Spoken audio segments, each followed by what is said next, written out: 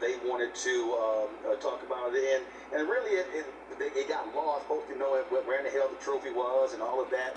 And I did a video earlier on this, and I said to any Texas A&M player and South Carolina player, especially if you black, if your ass holds this trophy up, you are holding up a Confederate monument, because anybody who was fighting at the Alamo against Santa Anna's troops, those people were fighting to continue slavery in Texas.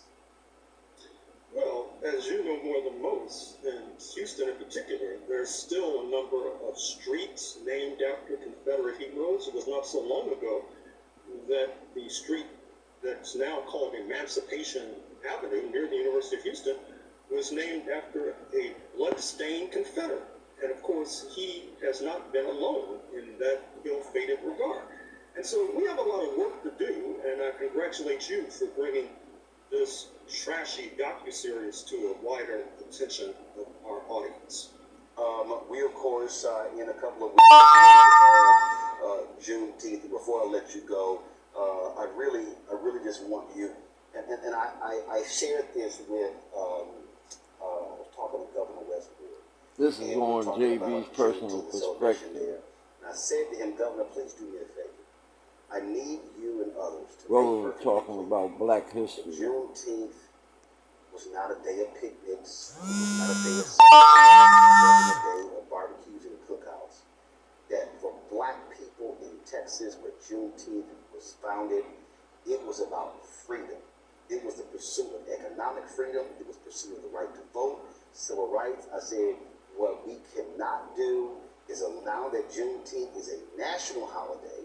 It is the only day that actually recognizes and tied to slavery. We cannot allow this to be bastardized and prostituted and turned into a day of partying and line dancing. There has to be a freedom component that tied with it. You know, more than that, we also need accuracy with regard to Juneteenth. That is to say, the traditional story of the men in blue showing up in Galveston and alerting these slave Africans to the reality that supposedly you're free. That's a misrepresentation. First of all, the Proclamation, January 1st, 1863, issued by the Lincoln government, did not have any in Confederate Texas. Actually, what happens is that the men in blue of the U.S. Army are showing up in Galveston because plan to extend slavery back into Mexico, because recall, Cinco de Mayo marked on May 5th every year, particularly by our Mexican-American brothers and sisters.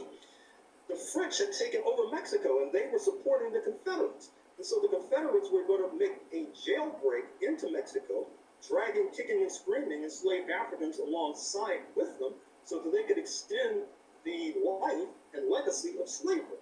But what happens with the men in blue showing up in Galveston, they were recruiting these Black men as the Confederacy was collapsing, and they managed to join the men in blue, and then they, along with progressive and patriotic Mexicans, helped to strangle the French-based puppet regime.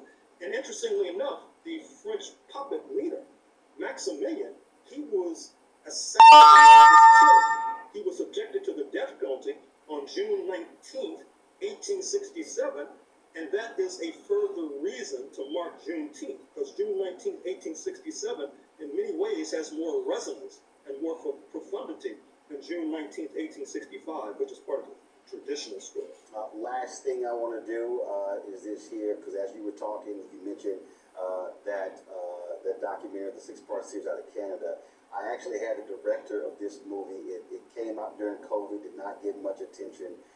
It was about a group of Black soldiers in Houston, Texas during Jim Crow who were sick and tired. It's called the 24th. A lot of people had no idea about this. And it was, folks, if y'all pull up on YouTube, the interview that we did with the director, it was fascinating conversation about the making of this movie. And so, folks, if you're not aware of this, we're just going to play this. Close this out. Men of the 24th Infantry. This is Texas.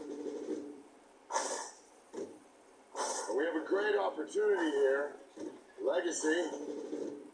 Ivan Worthy will carry us all the way to the shores of France. Things are a little different down here in the South. I will expect you men to obey the racial code. Yes, sir. Get back with the others. Just go ahead, drive this machine. Officer Crawford, this a white man's world. Every man here has got a lit fuse. Jim Crow's the law. Respect it. What are we gonna do? The police brutalize us, sir. All we used to be treated as soldiers. As military police, you are to ensure order of the men of the 24th Infantry only. Drop the knife. Back up! I was robbed of my honor. You get out of here before they take yours too.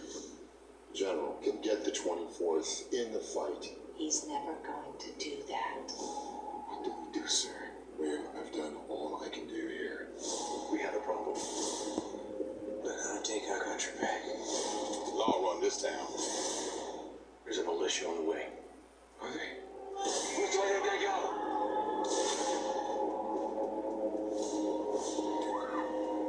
Keep pushing people down. Sooner or later, they rise up. Fire! Can you identify any of the leaders of the mutant group?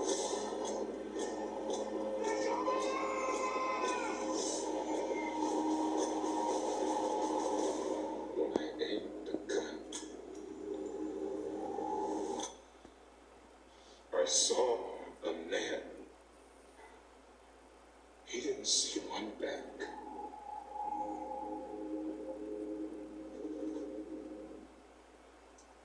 I was a black director, black writers, and again, our stories are important. Folks, it's always great to have Gerald. I can say this, I ain't got a problem saying it. I know, Michael, I know you had him on the show, but I think I probably have sold more Gerald Horn books than anybody else. Every time Gerald got a book, he's on the show. He's a prolific writer, an amazing historian, and so I ain't got no problem helping to put coins in Gerald's pockets. Y'all, I'm telling y'all, get this book. Because what Gerald does in here, because it's called The Counter-Revolution of 1836, Texas Slavery and Jim Crow and the Roots of U.S. Fascism, and he connects, it's called The Counter-Revolution 1836, he's connecting the American Revolution and the Texas Revolution and the Civil War and how all of these things are combined. And if you also, again, want to understand present day. See, this is why every year when Governor Greg Abbott and Lieutenant Governor Dan Patrick, they put on social media, hey, it's Texas Independence Day, and I go, bullshit. This is Texas Continuing Slavery Day. And the reason I call that trophy out, I need black people to stop walking around and unknowingly celebrating Confederate history. And we have been indoctrinated with his story, and that's why that History Channel thing is trash. I have hit somebody in Hollywood who knows DiCaprio. I said, send this to him. I will absolutely send it to the folks at A&E, send it to the folks at Hearst in Disney. Matter of fact, I think Hearst, I think I know his sister who's an executive there, but we can't be silent when this trash is presented that distorts American history, because that's what people or American history. Gerald, final word. Well, once again, I take my hat off to you. I salute Roland Martin Unfiltered. You're doing a bang-up job. I wish that you would issue an IPO, because I would certainly invest.